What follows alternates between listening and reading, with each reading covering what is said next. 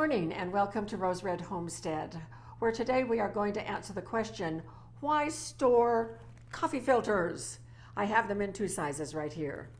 Well, of course, those of you that use these in your equipment for your coffee, you have a good reason. But the rest of us also have a very good reason for storing coffee filters. We do. We are not coffee drinkers, so we don't use these for coffee ever. But boy, oh boy, do we want to have these on hand for the number one item that is most important to have in our food storage, in our emergency storage, which is water. This is part of our redundancy system for ensuring that we can have clean and sanitized water. In the event that water stops coming through the pipes, the grid goes down, or whatever emergency might happen, where our water supply might be in jeopardy, having water stored for emergency purposes is, of course, essential, but also having a way to sanitize water if it becomes dirty, in any sense of the word, that we might be able to fix it and get it back to a state where it is safe to cook with and to drink. The first step is to filter that water, to get the big junk out of it. And that is why we store, number one reason why we store coffee filters.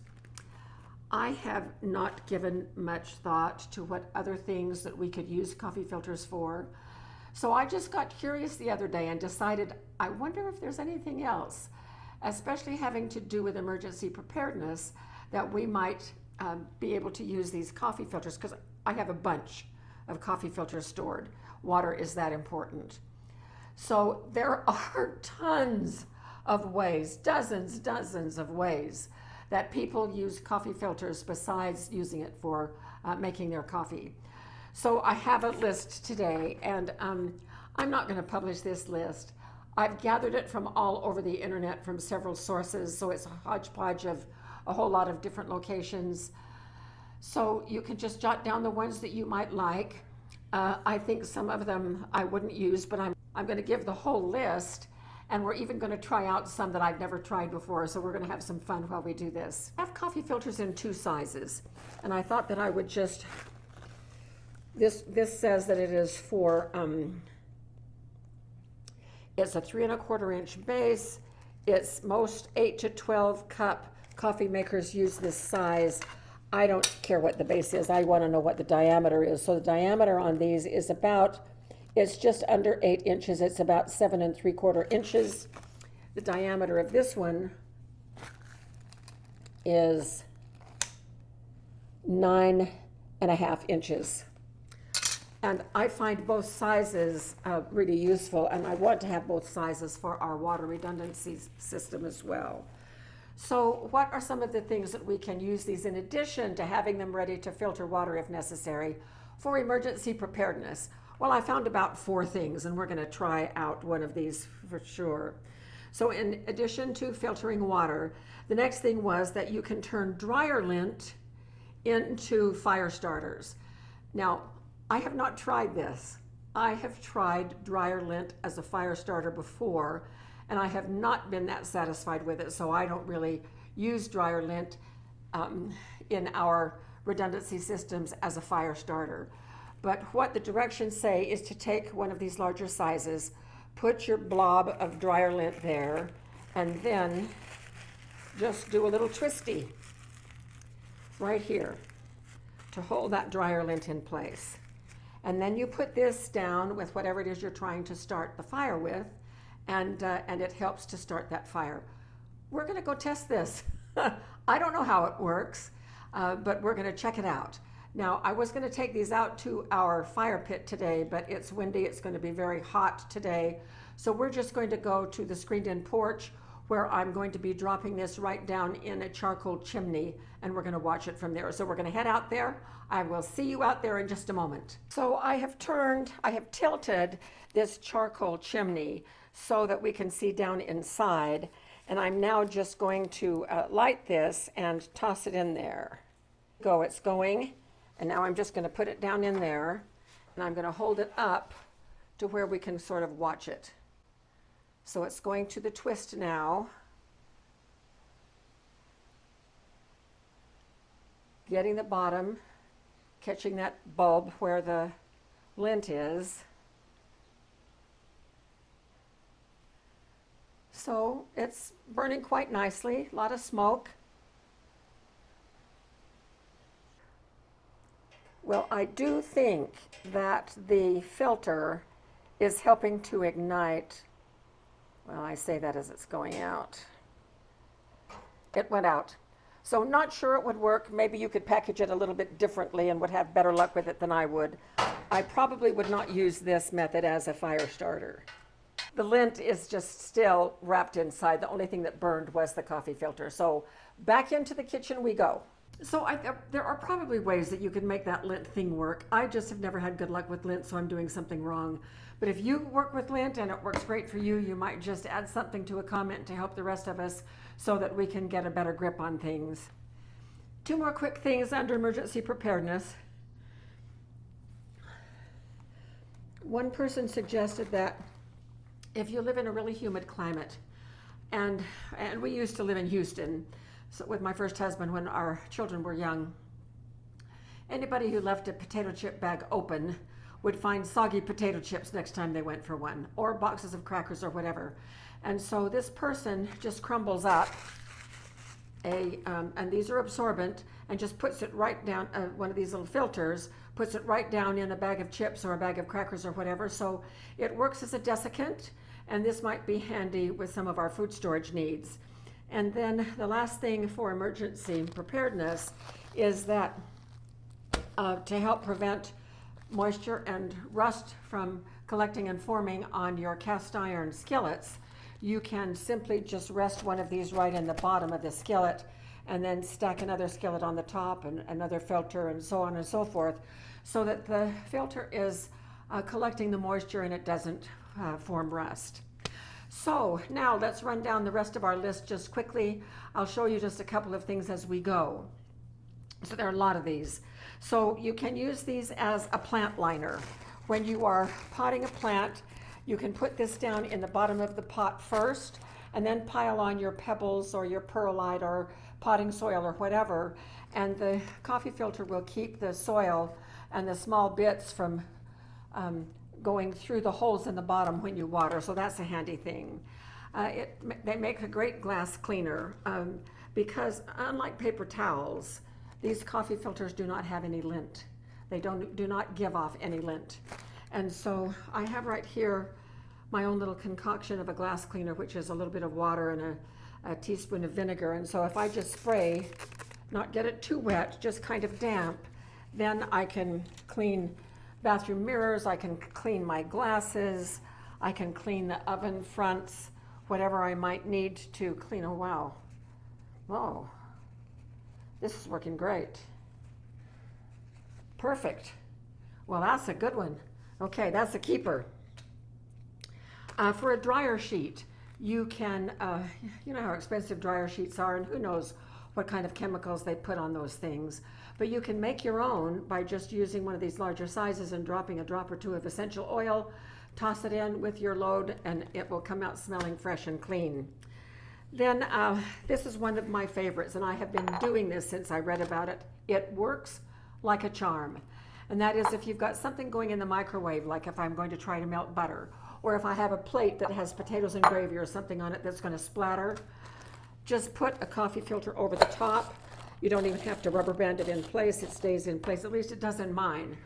And it protects the microwave from getting splattered. So I really love that one.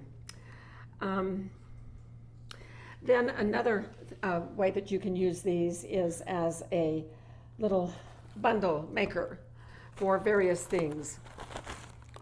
Supposing if you are a tea drinker and you have loose leaf tea, you can put your tea down in there and then make a little pouch for it, just like we did with the fire starter. And then you can tie it with thread or string or whatever, or just twist it, and then put it in your hot water and steep it that way. Same thing applies for spices like whole cloves or allspice, or things that you might want to pull out from a simmering recipe, soup or stew or whatever. And you just want the flavor to go in, but you want the little hard bits to come out.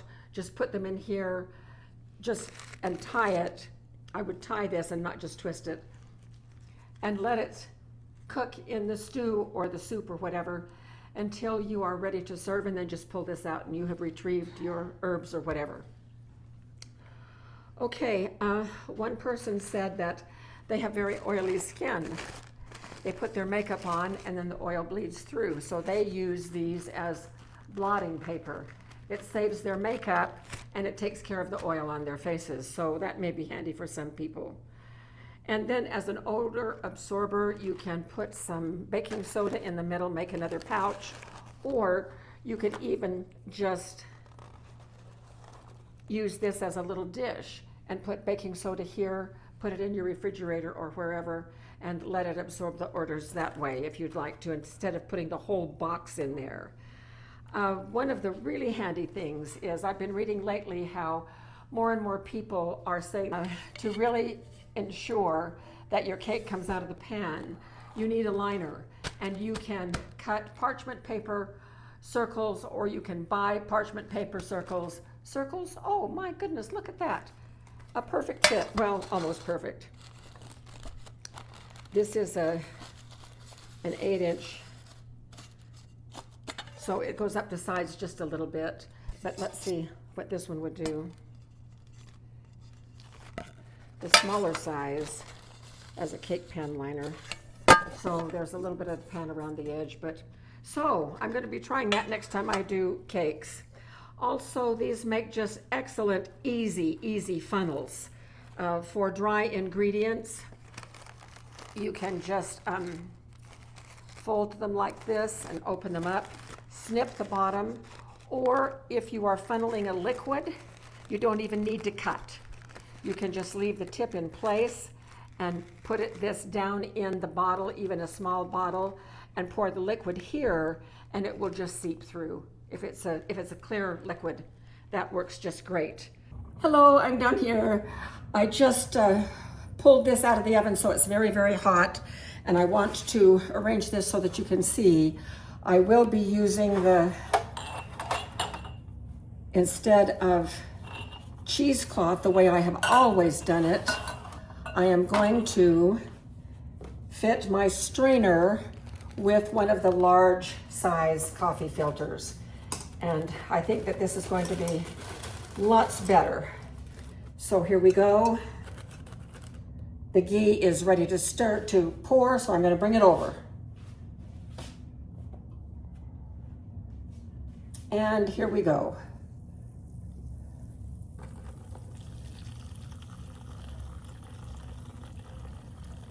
It is working just great. You can see how the milk solids are very browned on the bottom. That is how we remove the milk solids, so the ghee is 100% fat and shelf stable indefinitely. This is a little slower than the cheesecloth, but it is working just fine. It's a finer mesh, which will strain it better.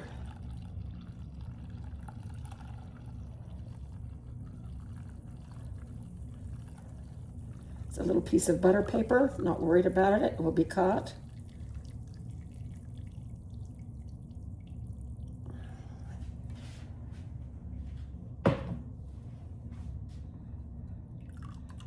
So here's how it is working. I'm loving this.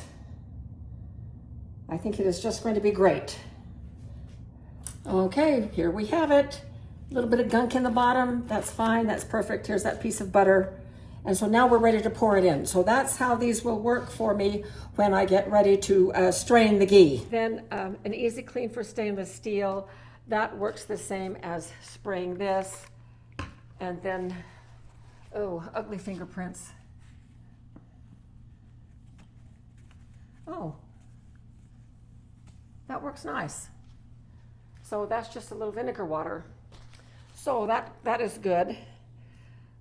Polished sous, absorb grease for bacon. You can put a large one out, 2 or 3 deep, when you're frying bacon or for French fries, and you can then just let them sit on there, and the grease can be absorbed by the filter. A spoon rest, weighing messy stuff, between stacked dishes or foods. Jack, Jim's grandson, is still with us, although he is about to make his exit. He's excited to be moving to a different city where he's going to be living on his own. He's really excited about that. But I make waffles and pancakes for him and keep them in the freezer. And when I make pancakes are round, and when I make them, I make a great big batch. And then I just freeze them with these filters in between each one so that they don't stick to each other before he puts them in the toaster. And they were using markers, and they put their filter down, and then they put their sheet of paper on the top and used the markers, and fearing that it would bleed through, and it did, the filter caught the bleed through. Then the last one, and the one that I was the most excited about, I fixed tacos last night to test this one out, and let me tell you, it works just absolutely perfect. And I made a little clip. I'll have a little clip, and I'll show that to you in a minute. But I put our tacos after we had filled them however we wanted to. Well, let me show you. So here's the taco shell, and it fits perfectly in this size, just perfectly. And when it is all filled with all of the fillings, then I'm right-handed, so I'm going to be eating on this side of it. And instead of just leaving it like this, I folded this edge over again so that the juices would not drip out the end here, but rather would be caught. And then, oh, I broke it. I just folded this back and ate the taco, and it caught everything. I didn't mess my shirt. I didn't drop anything on the table or on the plate. It was the easiest way to eat tacos I've ever used. And here is a clip of those tacos.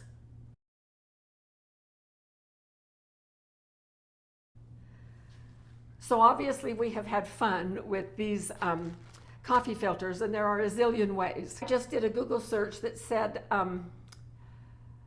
uses for coffee filters, and they come up with lots and lots of different things that you can look at too. So have fun with this, but most importantly, if you are concerned about water and want to have redundancy systems, especially for filtering dirty water in preparation for sanitizing that water, then coffee filters are a great product to have on hand. So I hope this has been useful for you, and we will be back very soon with more videos.